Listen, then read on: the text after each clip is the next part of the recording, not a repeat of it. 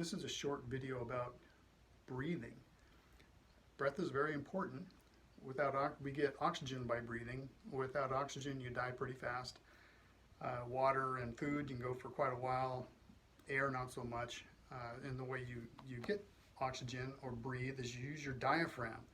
This is where the problems begin because we're not generally taught how to use our diaphragm correctly. So we end up breathing into our upper chest, using our scalenes. All this upper chest breathing stimulates the sympathetic nervous system or the fight and flight syndrome. Breathing into your diaphragm with your diaphragm into your belly stimulates the parasympathetic or the rest and digest aspect of your autonomic nervous system. So it's advisable to learn to use your diaphragm for breathing. If you're wanting to do yoga, your Ujjayi breath, your pranayama for meditation, your Kriya yoga for meditation, rebirthing, bellows breathing for your Tai Chi, it all requires just learning to use your diaphragm adequately. Of course, with the Ujjayi and Kriya sort of stuff and pranayama, you're learning to restrict the base of your throat so that you're bringing the air in and out under pressure where you get even more oxygen into your blood. Very important. With the diaphragmatic breathing, you get a lot of oxygen in your blood, which is a very good thing. So this is a good way to start for a lot of people, is if you lay down and breathe into your belly like you're breathing into your lower back, and your belly's going to pooch up like this, and then exhale and push it back. And so you're going to get this like breathing in and then exhaling, and if you're doing your Ujjayi breath, you're going to get this hissing sound at the base of your throat that's going to be like.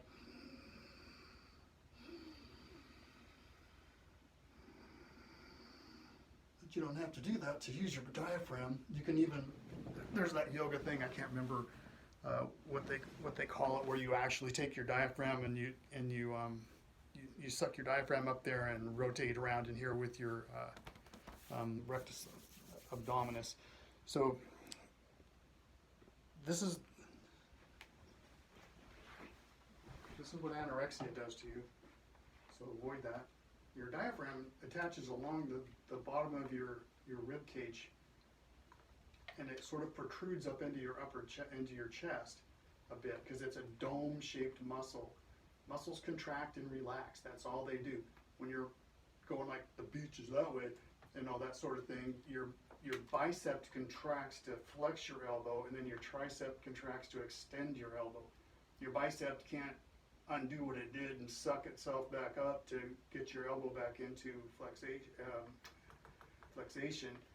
The tricep has to contract to move it back into extension, and the bicep flexes it.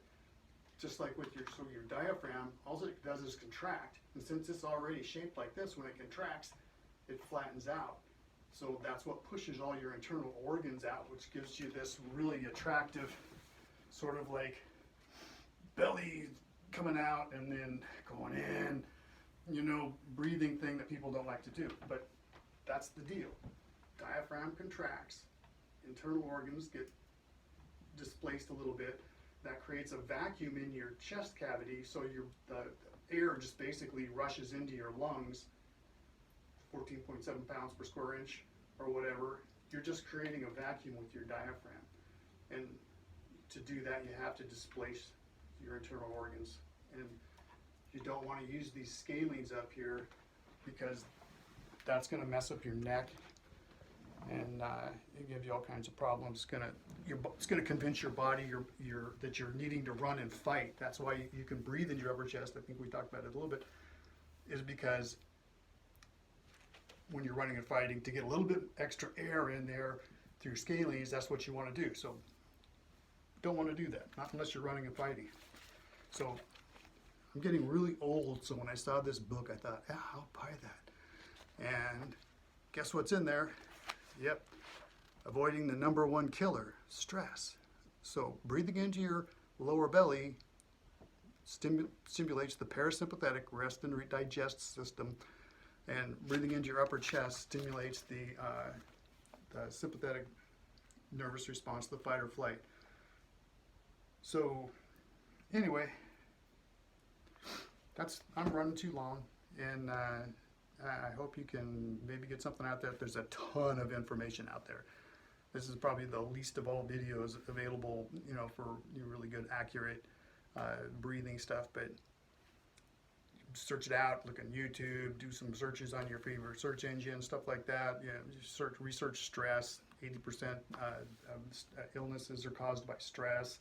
Stress is basically a contractive response to things going on around us. So like when we don't accept things as they are, things that we can't change, we contract in response to that and start breathing into our upper chest, start releasing cortisol, all this sort of stuff. Then we get addicted to the adrenaline, and not a good deal. So just got to learn to breathe into your belly and accept the things you can't change, and do what you can and all that sort of stuff.